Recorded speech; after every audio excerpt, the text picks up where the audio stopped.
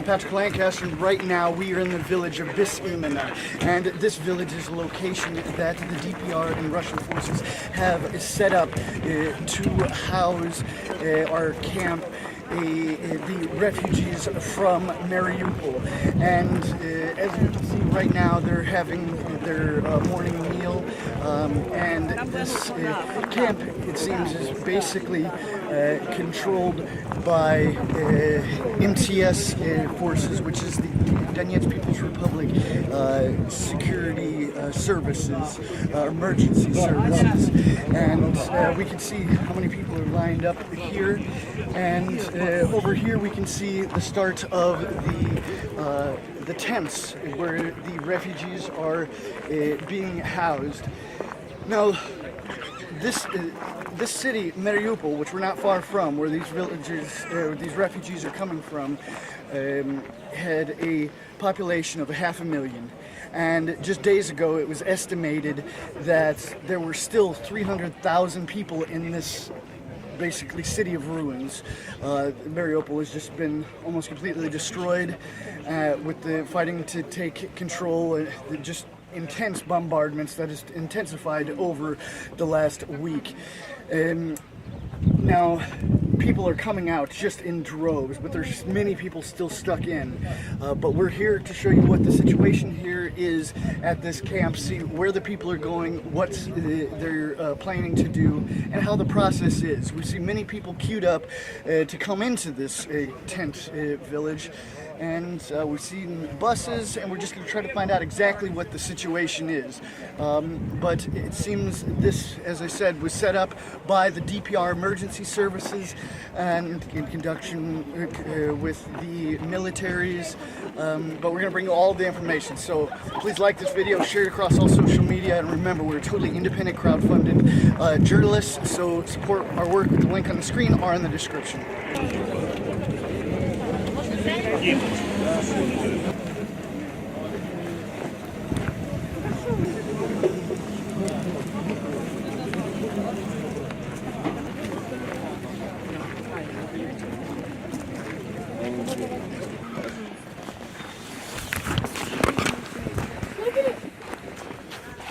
Здравствуйте.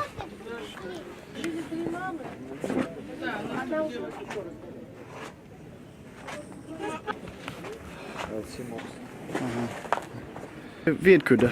Из Мариуполя. Да? И что вы сделали здесь? А? Что вы сделали здесь? Нас выселили, пришли военные, сказали, что в нашем доме небезопасно, нам пришлось покинуть дом. Сюда привезли. Ага, какой военный? Слава Богу, нас предупредили. Русские военные, с белыми опознавательными знаками. Предупредили, сказали, что сегодня там будет большой бой. В нашем доме небезопасно, мы были в подвале с детками. Сказали нам собрать все необходимое и покинуть здание, если мы дорожим своими жизнями. Нам показали, как пройти по Мариуполю, по нашему городу, как безопасно. Там везде мы тоже видели русских военных и чеченцы, парни. Помогли нам, где-то пряниками угостили, водичкой, соком, подсказали. Мы потом спустились к морю уже, вот дочечка моя. И нас потом сюда уже привезли после контрольно-пропускного пункта. И что планируете? Честно, пока я, наверное, в таком шоке, даже не знаю, что планировать. Оказаться без дома, без денег. Город полностью практически разрушен. Куда дальше двигаться, я не знаю. У меня был дом, у меня была работа, был прекрасный город. Я теперь даже не знаю, что делать. Пока здесь будем думать, куда двигаться дальше. Вы помните, как этот момент был месяц назад, когда война началась там? Это, в нашем городе это было 1 марта. Так, чтобы уже прям рядом с домом к нам прилетел снаряд в пристройку. Мы проснулись от сильного взрыва, земля задрожала. Как раз это был с нашей стороны, снаряд прилетел. Я была в спальне с детьми, это был 1:20 ночи, как сейчас помню, на часы посмотрела. Мы просто схватили детей в одеялах, дочку, и выбежали в коридор. И уже до утра мы просто ночевали на полу в коридоре, а утром проснулись, когда посмотрели, что происходит, куда прилетело. И потом начались проблемы с газом, со светом, с интернетом. Все перекрыли, мы остались полностью без информации, без коммуникаций каких-то. А потихоньку уже потом подъездом скооперировались, Первое время, первые несколько дней мы спали на полу в квартире в своей. У нас получается, как я прочитала, должно быть 2 стены с одной стороны, 2 с другой, но для защиты, если вдруг будет взрыв. У нас как раз в квартире и получилось. Мы спали вот всемиром на полу на одеялах с 3 детьми и взрослые 4. А потом, когда уже совсем близко начали бои, и сильно много снарядов летало, техника ездила, мы уже потом переселились в подвал.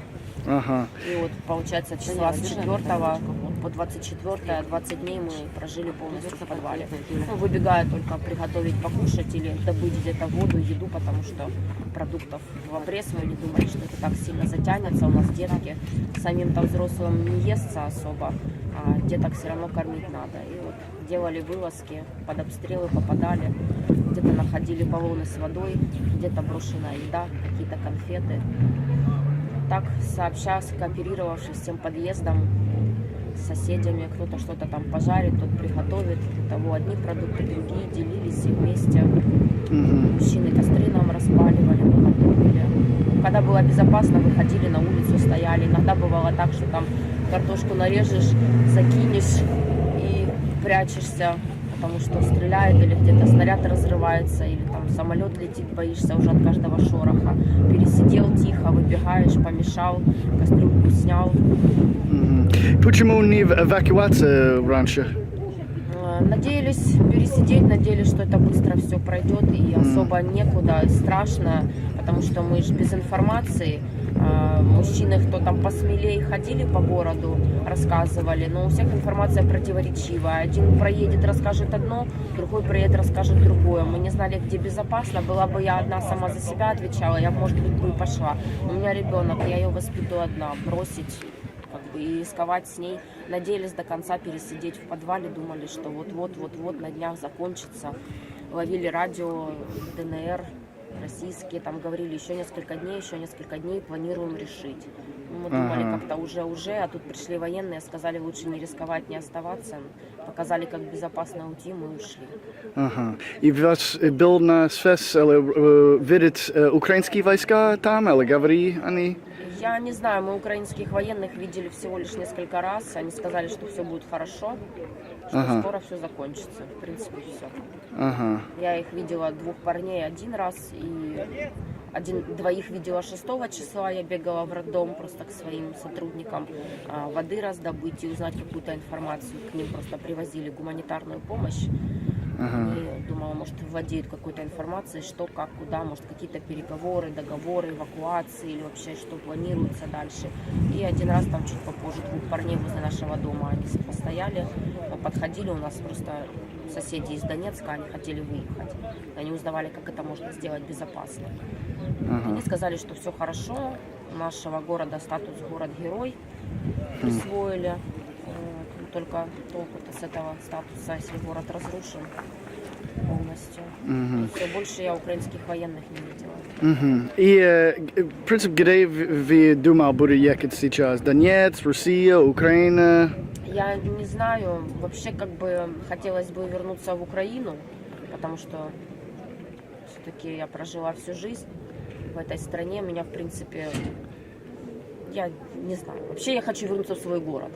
Но то, что я видела, когда бежала, в каком он состоянии, если его бы отстроили, там было безопасно, я бы лучше осталась в том городе, в котором я привыкла. У нас там остался дом, который мои родители годами наживали. Хотелось бы остаться в нем. Уже не важно, где он будет. Украина или Россия, или кем-то еще. Там посмотрим, пока не знаю. И что вы думали за Донецк Народная Республика? Что это за вы? Честно вам сказать, я старалась не вникать во все эти политические вопросы. Мы, как говорится, люди низшие, это все на уровне политиков, им виднее. Я неплохо относилась, мне, в принципе, лишь бы людям было хорошо. Если людям там хорошо жилось, их не обижали. Если там была еда, вода, какие-то коммуникации, деткам ездить погулять, поучиться, то пусть будет так. К тому же у меня мамина мама там сейчас уже вот с 14 или с 15 города, она в Амросевском районе, она в ДНР. Ага. Как бы живет, бабушка наша, ей вот 80 лет, не жалуется, живет, пенсия есть, продукты есть, что человеку еще надо? Тепло, вода, еда, чтобы тихо было. Можно сказал, вы сказал за роддом, можно сказал, какая информация вы знаете за сколько роддом и как обстановка там? Я сотрудник родильного дома Левобережного города Мариуполя, это номер 2 роддом. Я вот вчера видела сотрудницу, она здесь уже несколько дней находится, сказала, что там в подвалах находились до 160 человек. Часть из них уехала, но она говорит, порядка 50-60 человек еще осталось там. И вроде как она сказала, что и рядом со зданием, и в само здание попадали снаряды, но люди и дети новорожденные по-прежнему там. Я не знаю, как передать информацию кому, чтобы там приехали, хотя бы эвакуировали женщин, детей, сотрудники тоже. И другой, несколько другой роддом, как вы Два знаете? других роддома, один роддом в центре города, но я как знаю, в него уже давно попали, и он не работает уже недели как 2. И роддом, который находился в Личевском районе, это перинатальный центр на Украине, он тоже закрылся еще в самом начале, по-моему, всей этой операции, там, может, 2-3 числа, говорят, туда тоже было попадание. Но я не знаю, сама не видела, аж говорю, слухи как бы разносятся разные, одни говорят одно, другие другое. Насколько я знаю, до последнего работал Левобережный роддом, принимал женщин, в подвалах оперировали, в подвалах рожали. И по-прежнему якобы там находятся еще женщины и дети. Вы был слышал, если украинские войска или Азов сделают как база на место, может, больница или другой, слышал это? Родильный дом не знаю, приходили люди с соседних просто домов, которые к нам потерялись в подвалы, говорили, что да, приходили украинские военные, азовцы выселяли людей, сказали, будут делать там оборонительные пункты. Это было недалеко от нашего дома. И какое именно место это? Ну, это был район парка Союз, Веселка, это Левобережный район, ЦНАП, центр наш социальных услуг, это левый берег, центр, как бы, между Ленинградским и площадью Победы, скажем так. Это как администрация, или, может, я не понимаю. Это как администрация, или...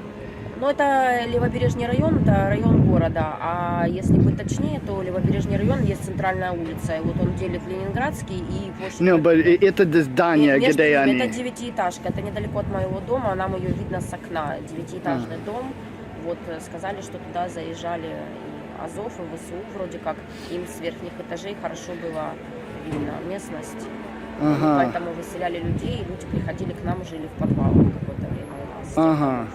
Что, как они выкинут людей, да? Да, они просто приходили, говорили, да, уходите, здесь будут бои, мы занимаем этот дом. И они, наверное, стреляют там, да? Или не знаю? Я не знаю, потом уже на следующий день, когда людей выселили и были бои слышны, именно с той стороны были слышны перестрелки, автоматные очереди, пулеметные очереди. Так что, скорее всего, да, там проходили бои, потому что и горело там что-то рядом, как раз с этим домом.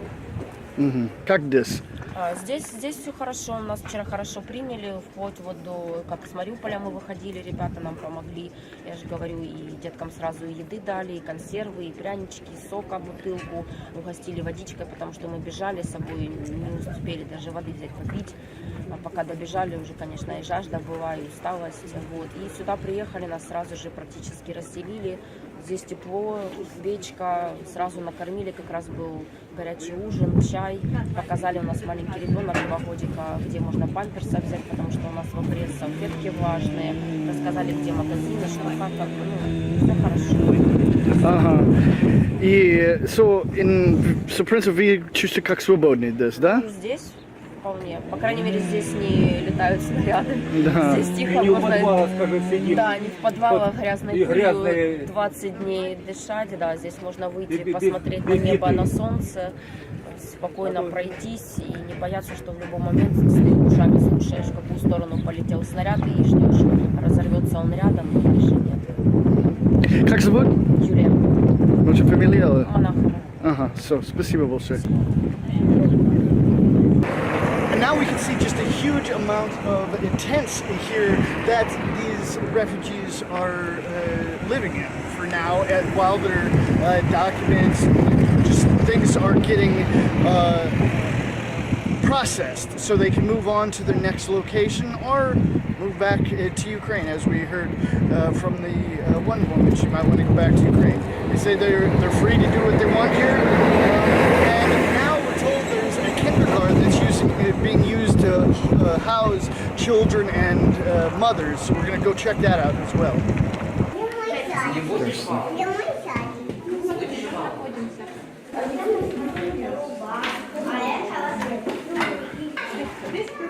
71 человек, из них 39 детей. Люди без конца меняются, добавляются, это так. Прибывает и бывает. Было и 89, было и 100. Ага. И все out in Mariupol? Весь все Мариуполь. Понял. And we moved on to the kindergarten here, where we're told that there are 71 people, which 39 of them are children, like this little girl here. And these as well are all refugees from Mariupol. And we're going to talk to the people here and see what they have to say. And as we always do, bring you all the facts, all of the unedited interviews, so you really see the facts, not just a narrative that your mainstream media wants you to see. Because you need to do your own research, watch reports on both sides of the context lines of any war to find out what the real truth is.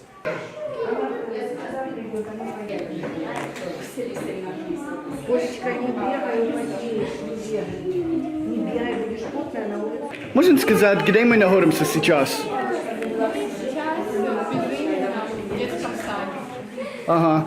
И что здесь? Почему здесь? Мы здесь, потому что эвакуировали с Мариуполя, наши дома разрушены, город разрушен. Мы спасали свои семьи и себя. Ага. И как это тут? Тепло, нас кормят, намного лучше, чем сидеть в подвале. Ага. Мы месяц не выходили из подвала. Не было ни воды, ни еды. И было очень страшно. Мы приехали сюда 23 числа. Это уже решение было принято за 5 минут, потому что у нас на улице остались только 3 дома. Мы вот собрались с 3 семьями и приехали. Ага. И как это момент был, это месяц? Вы знаете, это просто безумие. Когда все дети даже вышли и свет боялись. Ага. Поэтому это страшно. Когда ты выбегаешь с подвала, посмотреть, горит твой дом или нет, и рядом горят. Ага. Просто в этот момент думаешь, сейчас прилетит на тебя, и вот будет в подвале, у нас 2 на 3 подвал, будет просто 9 трупов. Ага. И от этого страха мы вот решили все, что не спастись. Были очень сильные обстрелы, что мы даже не могли выйти и приготовить еду. Понимаете, ни воды, ничего. Просто спасти детей, мы даже приехали, мы даже не поняли, как мы сюда долетели. Был момент такой, что нам просто повезло, что нас не обстреляли. Ага. И почему вы ехали это место? Потому что другого варианта не было, никто не эвакуирует больше. Ага. Только вот с российской стороны шла Да. помощь. Украинские войска не пытаются ничего? Вы знаете, даже в блокаду Ленинграда людям давали по 200 грамм хлеба. А у нас блокада Мариуполя, как объявили, мы на самообеспечение, мы должны сами были, мирные жители, обеспечивать своих детей водой, светом, теплом, и тем более укрытием. Каким укрытием? У нас в Мариуполе нет таких бункеров, которые бы сохранили от бомб. Именно таких сильных, которые сыпались на Мариуполь. Вы сказали блокада. Это украинские блокады или как? Мы были, не могли выйти вообще. Вообще не могли выйти из домов, своих укрытий. За кто сказал это? Ну да, просто вот невозможно выйти с Мариуполя. Пытались знакомые выйти даже вот в город выехать с левого берега. Все, всех расстреливали. Не, это украинские не пустят вас в эвакуацию или кто? Не пускали. Украинские не Не пускают? пускали, да. Ага. Понял. И как вы думали, почему они не пускают? Ну, я не знаю. Нас объявили героями и решили, что мы должны голыми руками как-то оборонять. Я не знаю даже, Ага. что думали. Я не могу на этот счет ничего сказать. Что мирные жители и дети малолетние могли сделать в этот момент. Ага, это очень неправильно, да? Нет, конечно. Это очень жестоко по отношению и к детям, и к женщинам, которые были просто отрезаны от всего. Я считаю, что это вообще не по-человечески. Ага. Понял. Есть правительство, которое должно было позаботиться. Об этом никто не заботился. Что будет сейчас? Что будет дальше? Мы видим бабушки, у нас очень много родственников в России, мы вообще мы один народ. Как это так? Ага. Поедем к бабушке, отдыхаем, Ага. отходить от этого всего, приводить детей в порядок, себя. И сколько детей здесь? Детей. Но у нас семья, моих 4 детей. Вот моя старшая дочь, внук. И еще с нами вот малыши, 2 еще детей бывшего мужа, но они сейчас ушли в магазин. Это только мы. Это только наша семья. Ага. И много детей здесь? Очень много. Очень много, потому что надеялись до последнего, сидели в подвалах, думали, что все прекратится и наши дома хоть можно будет восстановить. Но после увиденного мы понимаем, что восстанавливать и возвращаться, наверное, некуда. Ага. Просто сравняли все с землей. Вообще домов нет. Мы вышли вчера, позавчера мы приехали. Мы вышли, стоит наш дом, но уже побитый. Если туда что-то приедет, больше ни одного дома живого нет. И почему вы вставать сейчас нельзя в России? Алиса, подожди. Мы ждем в очереди, мы стоим в очереди. А, надо... На регистрацию, да, мы стоим в очереди. Ага, как процесс заехать. Да, да. Ага. Мы выехали 4 машинами. А, so documents нормально, да? Или как? Что регистрация? Сейчас мы, получается, только пришли, и мы в очереди. У нас мужчины на трассе, а детей, женщин селят, там, кто в дома, кто вот так вот детские садики, школы, чтобы были в тепле, и дети были накормлены. То есть женщины о детях заботятся, а мужчины приходят, их тоже кормят, но и на трассе также ходят, раздают еду, супы, там, горячее. Много людей с животными своими, тоже и животными, этими подкармливают. Просто очень много людей, и пока вот эта регистрация, есть на самое место, где это пересадить, что не на улице, не на улице. Ага, И понял. более безопасно. И как зовут? Оксана. Ага, и фамилия? Шумашова.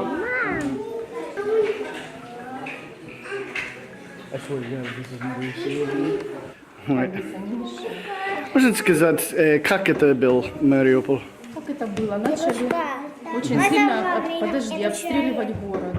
Сначала было не так страшно в первые дни, казалось, там это все быстро закончится, но потом, когда уже повредились бомбами стекла в квартирах, то пришлось спускаться в бомбоубежище, в подвалы. Мы провели месяц в бомбоубежище.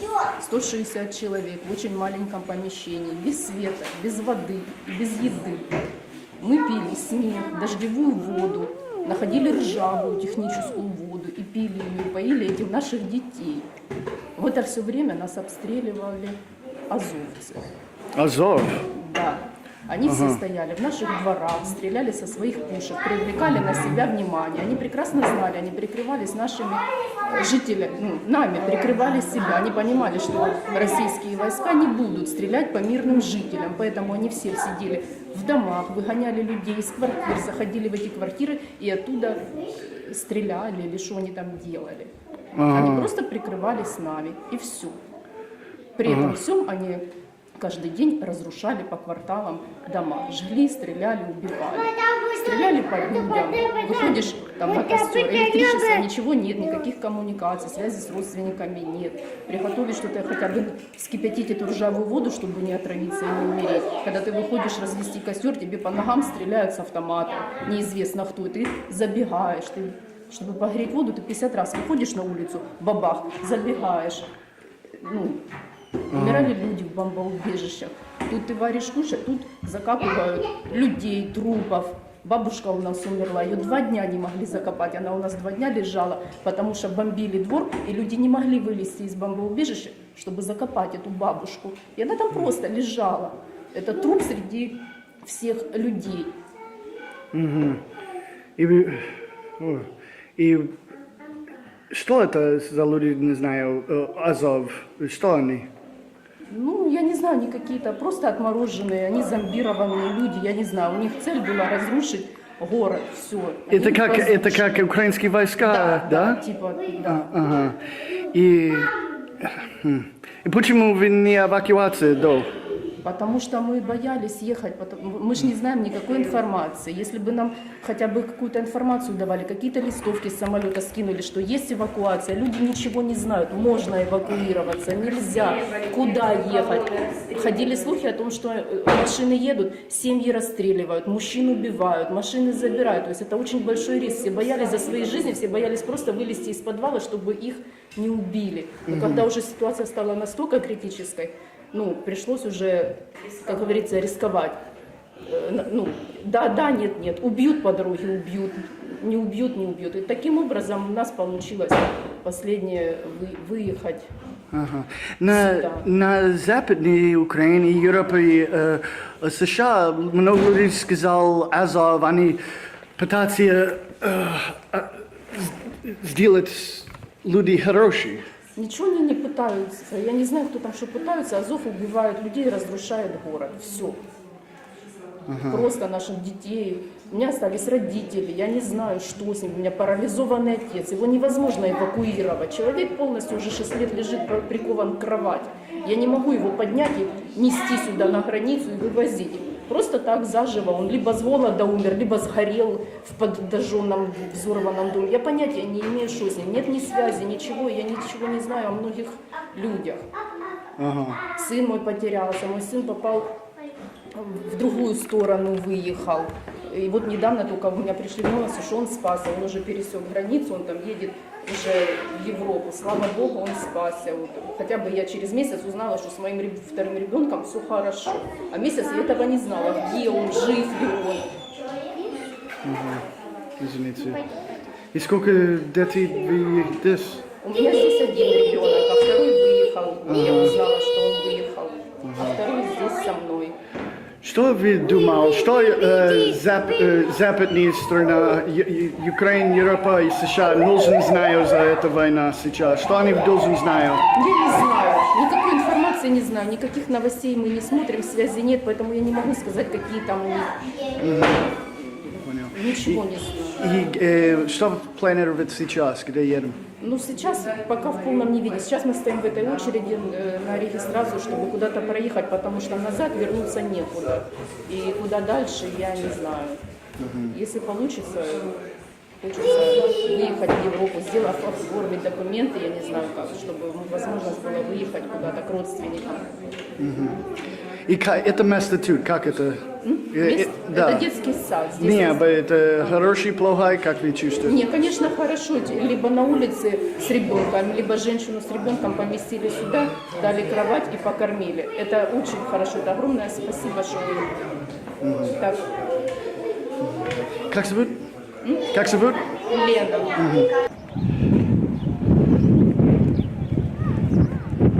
All right, we're going to have to close up this report here. We've shown you everything we can, all the facts here on the ground at this refugee camp that DPR and Russian forces have set up. You hear the facts from the people.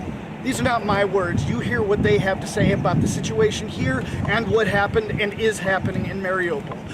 So we're gonna close this up. So please like this video, share it across all social media. Remember, I'm a totally independent crowdfunded journalist, so you can support my work with the link on the screen and in the description. If you're thinking about it, do it, because it really helps. Just $3 a month, and it makes a huge difference to help me continue my work here. Many of these people, they say they're waiting in line here in the camps for the registration, but there's also a line to get in this camp, which is several kilometers long.